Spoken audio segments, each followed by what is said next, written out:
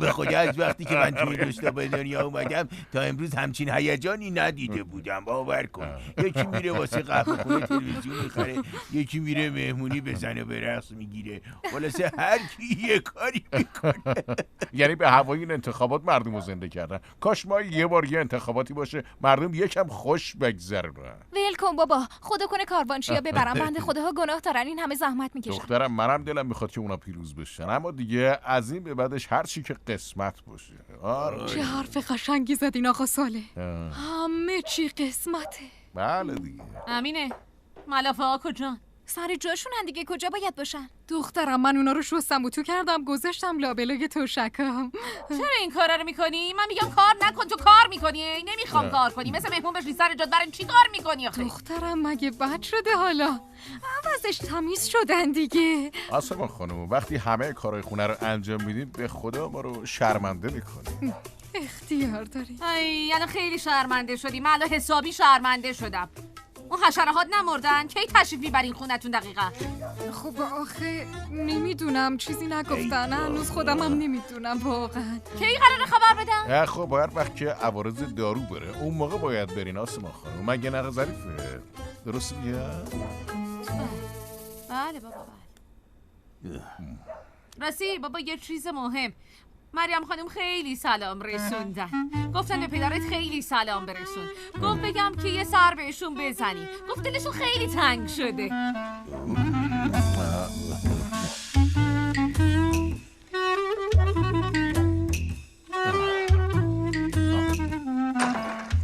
واقعا معلوم نیست کی تو این خونه مهمونه.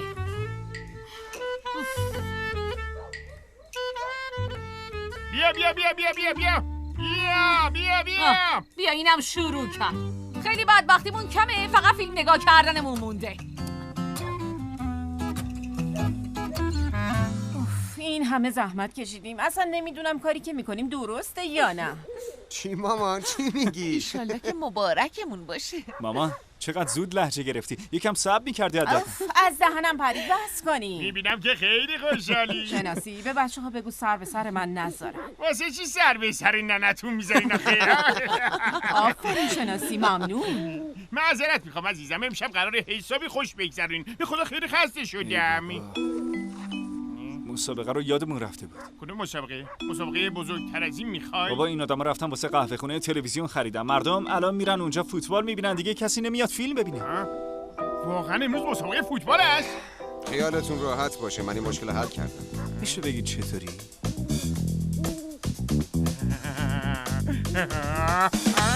آفرین به تو.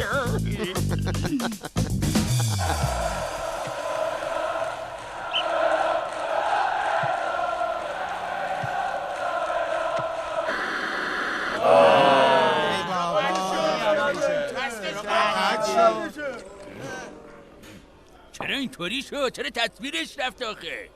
واقعا که خدا خیرت بده آقا مختار. بعد 100 سالی خیری بهمون رسوندی. بفرما اونم اینجوری شد. نگاه کن خراب شد. حالا این تلویزیونو بردار دیگه، بقیه‌ش هم خودت میفهمی.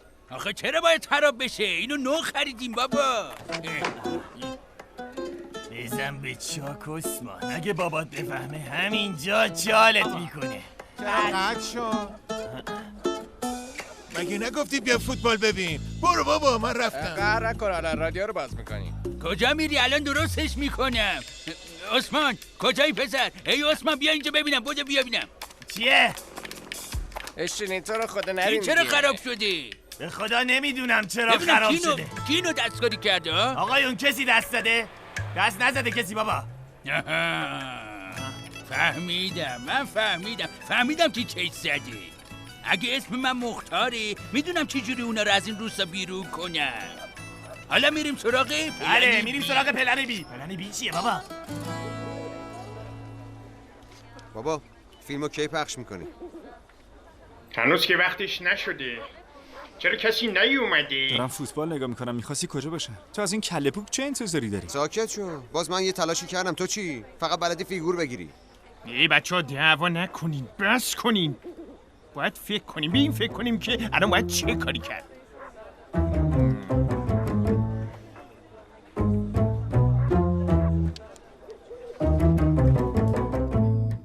به نظرت ببر وحشیم داره چی کار میکنه؟ چه میدونم، شیر وحشی من الان در چاله.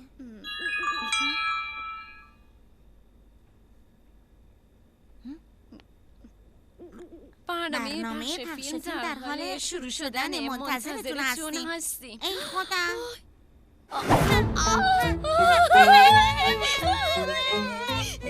به خدا خیلی هیجان دارم، قلبم داره از دهنم میاد بیرون. دختر اینا که به ما گفتم بریم فیلم ببینیم به خدا دارم از خوشحالی بال در میارم. امروز جلوشون رقصیدیم، فکر کنم خوششون اومده مگه نه؟ شک نکن. میگم خواهر جون نکنه اینا ما رو برای چی میگی دختر؟ توبه خدای خودت از سر تقصیراتمون بگذر. چی شده؟ میگم تو فیلم ها دیدی پسرها به دخترها پیام میدن بعد همدیگر رو میبینن، بعدش هم که دوتایی میرن یه جایی و همدیگر رو خدا کنه. پاشو بریم تا بابا نیومده، باید بریم. راست میگی بفرمایید دوستان، این هم پلن بی. بفرمایید. مردم نازنین شیپیلداک، تا امروز من برای این روستا و مردم زحمت کشیدم. حالا این غریبا از نمیدونم کجا اومدن روستامون رو تسخیر کردن، بابا روستامون رو گرفتن. اما نترسید، من یعنی آقا مختار همیشه کنار شما هستم. فیلم داره شروع میشه. خب باشو بریم دیگه. این یکی فیلم که آخرش مشخصه. کی حوصله داره حرفای اینو بشنوه؟ باشه. همه این خدمات برای اینه که ورزش شیپیلداکو بتونیم جهانیش کنیم. اصلا این خط این نشون من بهتون قول میدم. اما اگه گول شیطون رو بخوری به منم رأی ندین، دیگه خودتون باید فکرشو بکنین که چی به سر این روستا و این مردم میاد. گفت میخوام سخنرانی کنم، همین بود. خیلی احمقه. حالا خودتون فکر کنین اگه دشمن وارد این خاک روستا بشه چی به سر مردم میاد. یکم عقلتون رو به کار بندازین بابا. تصور کنین روسا میخوان بیان وسط روستا، زندگی رو برامون زهرمار میکنن، بعدش هم میخوان مال و ثروتمون رو بخورن و ما رو تسخیر کنن. تنها راه نجاتمون از این مصیبت اینه که شما به ما رأی بدی. آقا به ما رأی بده.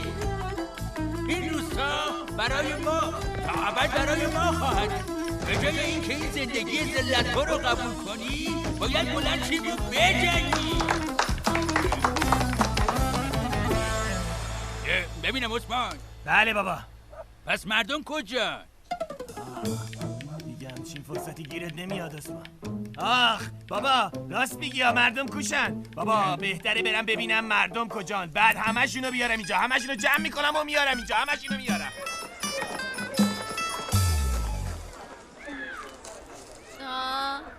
اینجا که این همه آدمه.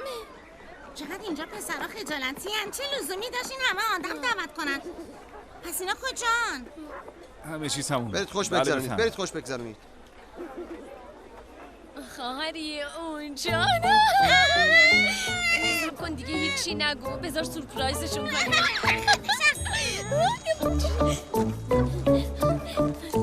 آروم سورپرایز اومدیم. شما دوتا سرکلتون از کجا پیدا میشه؟ از همون جایی که تو بهمون اشاره میکنی. میشه برگردین همونجا، ما مزاحمتون نمیشین. بریم. من یه عمره که منتظر تو بودم شیر وحشی من. دیگه هیچ قدرتی نمیتونه جلوی منو بگیره. خشنم. آخه تو برای چی اینجوری میکنی؟ این رفتارا چی از خودت نشون میدی؟ خیلی خوشتیپ شدی. ممنون. فاطمه جان آخه تو این همه مدت با چی حرف میزنی؟ این چیه؟ نکنه داداشات موبایلتو گرفتن. در چیه آخه چیه؟ چی میگه؟ بابا تو این موبایل رو گرفتی دستتو هی زنگ میزنی. بله زنگ میزنم، ولی ببین تو این روستا سینمای تابستونی راه افتاده، فهمیدی؟ منم میخوام فاطمه رو ببرم خب فیلم ببینه، دارم زنگ میزنم بوق هی بوق اشغال میزنه. واقعا میدونی خیلی براش قصه میخورم، نمیدونم چی کار کنم. ظریف جان. بله بابا جون. دخترم تو نمیخوای بیا؟ شما برین من خودم میام. ظریف جان حالت خوبه دخترم؟ آره خوبم، چیزی نیست. منو نگاه کن، اگه از آسمون خانم ناراحت شدی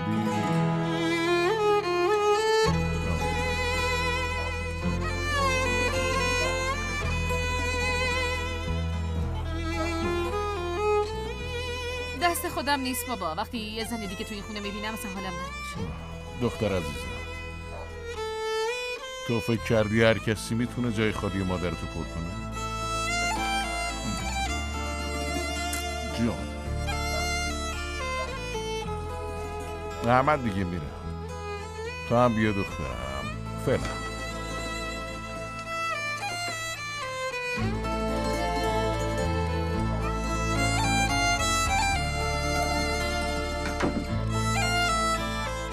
سلام. خیلی خوش سلام. آره شما خوب هستی؟ خوش آمدید. با همین انگشتری ظریفت برام پیام فرستادی. با هم قراره فیلم ببینیم. آره لعنت به شما، مردا همینن دیگه، همه تونه اینه هم.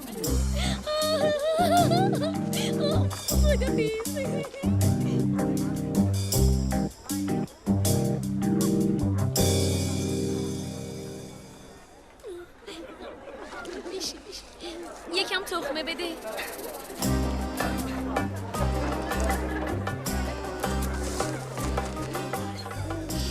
این کنه چسبیدن به ما. اوف ظریفم که دید دیگه هیچ شانسی نداریم. صبر کن نباید به همین زودی کم بیاریم. حسینا کجا موندن؟ میگم سهر نکنه اینا از ما خوششون نمیاد. این چه حرفیه؟ نزدیک بود ما رو بخورن. میدونی چیه؟ یا دشمن خوشبختی بابا رو دیدن یا اون عامر دوباره اومده. راست میگی. پس بلند شد بریم ببینیم چه خبره. بگی بچه شب بدیم. بریم خواهر جون بریم.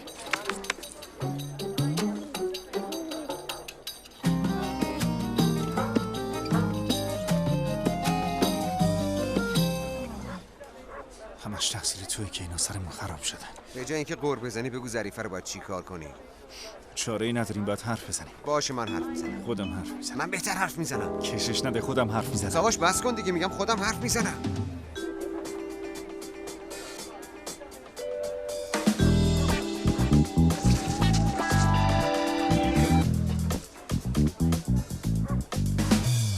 این غیر ممکنه آقا رستم، همچین چیزی غیر ممکنه. مردم من حق ندارن روشون رو از من برگردونن، نمیتونن به من پشت کنن. وقتی تو انقدر بی‌لیاقت باشی معلومه که مردم بهت پشت میکنن. آه ای کاش به وقتش منم بهت پشت میکردم. این چه حرفی آقا رستم؟ خودت که میبینی چقدر زحمت میکشه. اون مردمی که آدمای دو روزه رو به ما ترجیح میدن من خجالت نکشم. تو دخالت نکن. باشه حالا میخوای تا صبح صبر کنی که چه اتفاقی بیفته مختار؟ حالا باید منتظر باشین، از من گفتن. مردم رفتن پیش کاروانچیا دارن فیلم میبینن. بله داداش، حتما محمد هم پیچونده رفته اونجا. به خدا مردم از بس تنهایی کار کردم. بفرما. خودت که داری میبینی آقا رستم، گناه من چی آخه؟ گناه تو چیه ها؟ الان بهت نشون میدم، خودم بهت میگم باید چی کار کنی. میخواستی آدم باشی و ملت فراری ندی، ولی اینا هم باید جواب کارشون رو بدن، مگه نه؟ باید چی کار کنی؟ همون جور که پناه بردن پیش کاروانچیا، همون جوری هم باید از اونجا فرار کنن، مگه نه مختار؟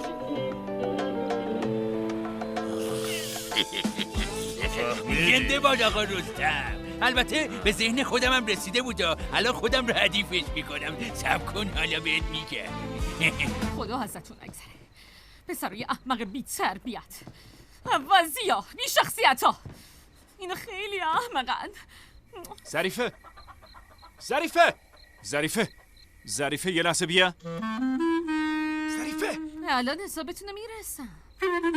میدونم چی کارتون کنم. چه مرگتونه ها؟ چیه؟ مثل خر دارین داد میکشی. بریم پی کارتون ببینم وگرنه میذارم همچین مختون رو خوب میترکونم ها. پسر احمق بچه سوسولای شهری. باشه قربونت برم ظریف جون، یکم آروم باش. چرا اینقدر عصبانی هستی آخه؟ ظریف جون تو چرا اینقدر از دست ما عصبانی هستی؟ عصبانی چی؟ من از هیچی عصبانی نیستم. حالا عصبانی نیستی اینجوری؟ پس تو هیچ وقت عصبانی آره این نشو. حال خوبه منی. من همین جوریم. چیه؟ برید دیگه، برید دنبال همون دو تا دختر. نمیخوام ببینمتون، نمیخوام صداتون رو بشنوم. فهمیدین چی گفتم یا نه؟ ظریف اینجوری نکن، مگه تو اونا رو نمیشناسی؟ یه لحظه اجازه بدیم ببینم نکنه حسودیت شده. چرا باید حسودی کنم؟ مگه تو کی هستی که بخوام حسودی کنم؟ بریم ببینم نصف شب میذارم همچین فکتونو میارم پایینا. پس تو به خاطر من حسودیت شده. مگه تو زبون آدمیزاد حالیت نمیشه نه؟ واقعا نمیفهمی؟ شما یکی از اون یکی بدتری. نمیخوام ببینمتون. نمیخوام تو کشورم باشین، نمیخوام تو روستام باشین. برید این کارتون ببینم. دیگه داری زیادی بزرگش میکنی یا چه خبرشه؟ هیچ هم اینطوری نیست. حق با مختاره. شما حق ندارین تو این روستا بمونی، فهمیدین؟ برید اون ماشینتون رو بردارین از اینجا برید. برید ببینم. بودید برید پی کارتون.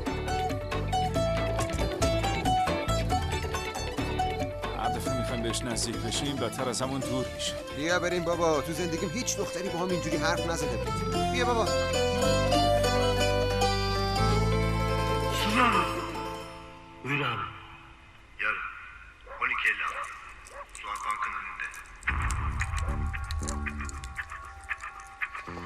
اگه به خاطر ماشین نبود میدونستم باش چی کار کنم.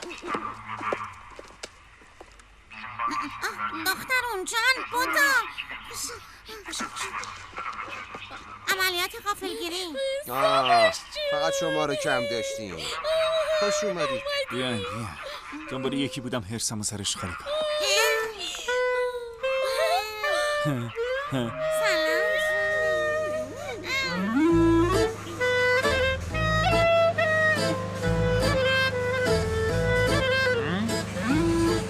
این دیگه از کجا سر کلش پیدا شد؟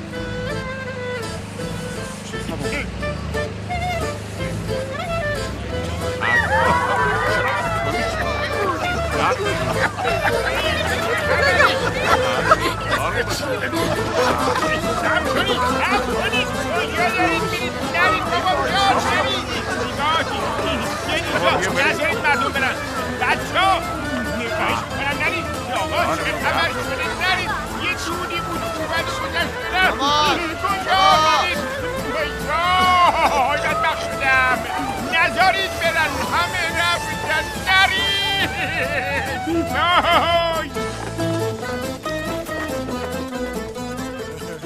منو میپیچونی داره. بدوین وقتی به آقا رستم خیانت میکنین عاقبتش هم همین میشه دیگه. باید همینجوری مثل مور و ملخ بپرید و فرار کنید برید. من چیز کردم آقا رستم. مختار بلی این اینجا چی کار میکنه؟ اگه قرار نبود بره سمت کاروان چیا؟ آره من یادم نبود که بهت اینو بگم. مختار لعنت به اون کاری که تو بخوای انجامش بدی.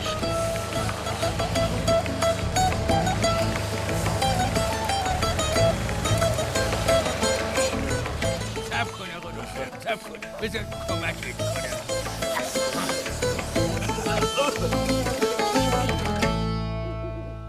مطمئنم کار مختار رستمه.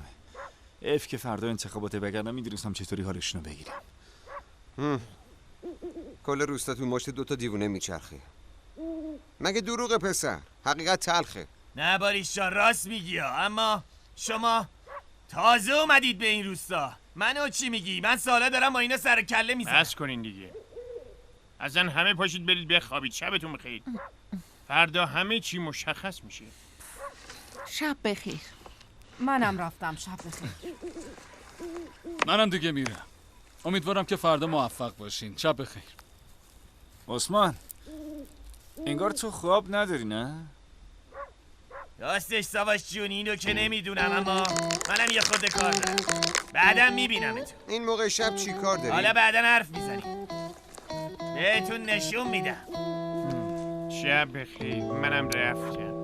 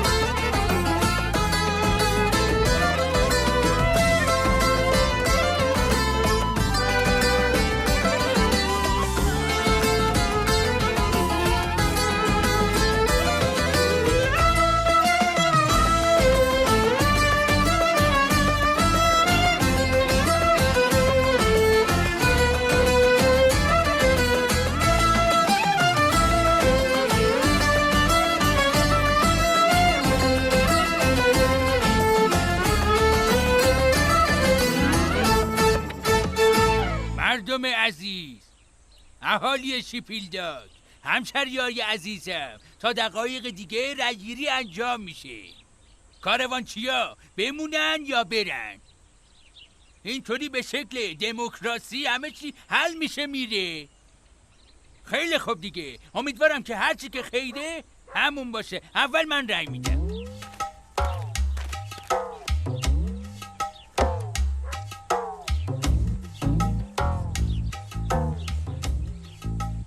اگه مختار خان ساربونه میدونه شطورشو کجا بخوابونه، نمیذارم اینا اینجا بمونن. این روستا مال منه و تا ابد برای من میمونه. اگه راستشو بخواین من با اون کاروانچیا مشکلی ندارم. تنها مشکل من اون بی‌خاصیته.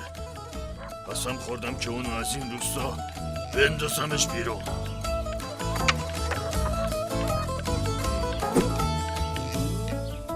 دیگه نمیتونی جلوی خوشبختی منو بگیری بابا.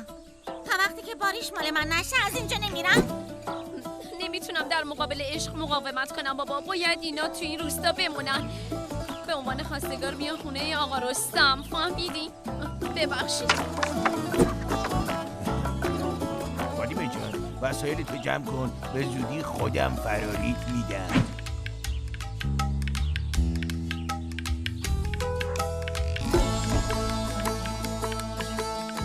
کم مونده عثمان جون، به زودی به هم میرسیم.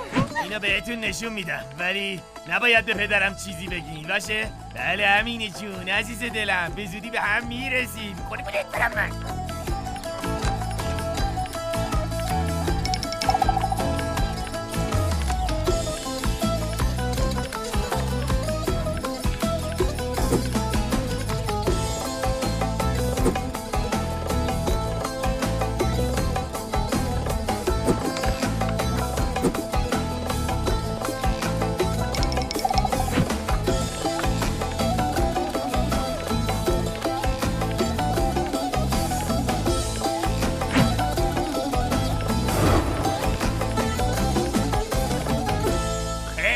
خب رأیگیری هم تموم شد. حالا میریم برای شمارش ببینیم چه خبره. بسم الله. ببینیم قراره چی در بیاد.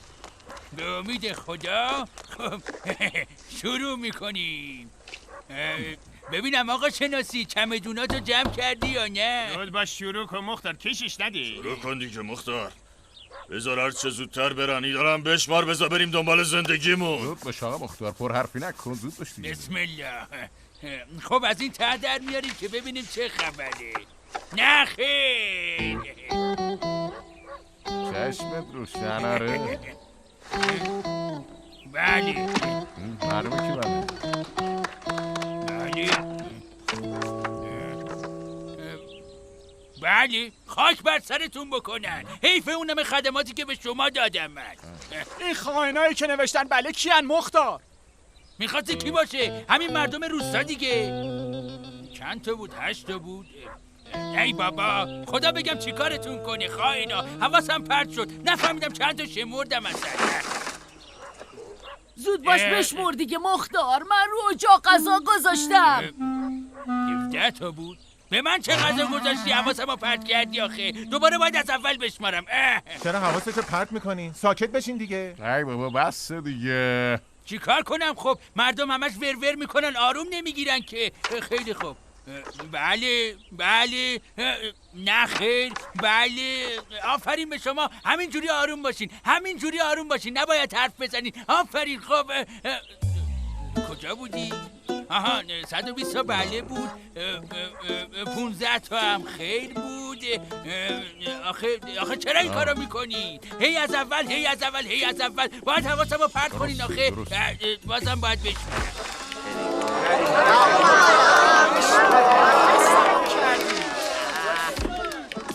ببینید دارم میشمارم دیگه هیچی نگی که حواسم پرت نشه. شروع کن مختار. بله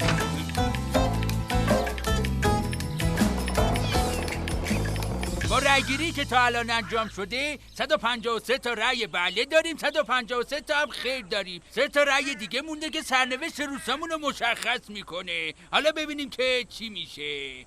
خب حالا بریم تو کارش. بله دم شما گرم.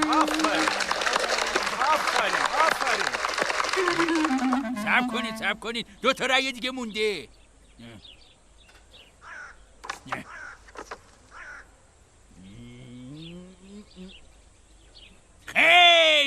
خیلی و حالا نوبت آخرین رأی سرنوشت ساز روستامونه.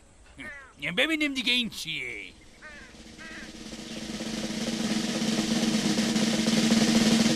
این دیگه چیه؟ فاطمه؟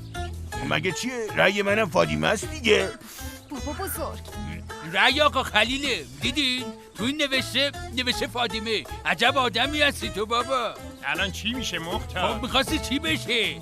154 رأی مردم مساوی شد. شمردی؟ مطمئنی؟ آقا خودت که دیدی 50 بار شمردم. آخه مگه میشه؟ خیلی مسخره است. یعنی واقعا برابر شدن؟ من که فکر نمی کنم. تو چی؟ آره همون. ساکت چین ببینم. از پشت با آقا مختار خنجر میزنین. آره حساب تک تکتون رو میرسم. همتون باید جوابگو باشی. عجب شانس گندی داریم. همه رأی دادن مختار. کسی رو فراموش نکردین؟ من حواسم به همه چی هست آقا باریش. همه که رأی دادن. صندوقم که همینجاست. برید کنار. من هنوز رأی ندادم آقا مختار. ظریف جانه، اتفاقا داشتم در مورد تو حرف میزدم. داشتم میگفتم ظریف خاک روستاشو که نمیفروشه آخه. بیا دخترم بیا تو هم یه رأی بده. بذار همه به حقشون برسن. بیا عزیزم بیا دخترم. ای وای بیچاره شدیم سواش. اگه کارمون گیره این باشه بعد ماشین فراموش کنیم.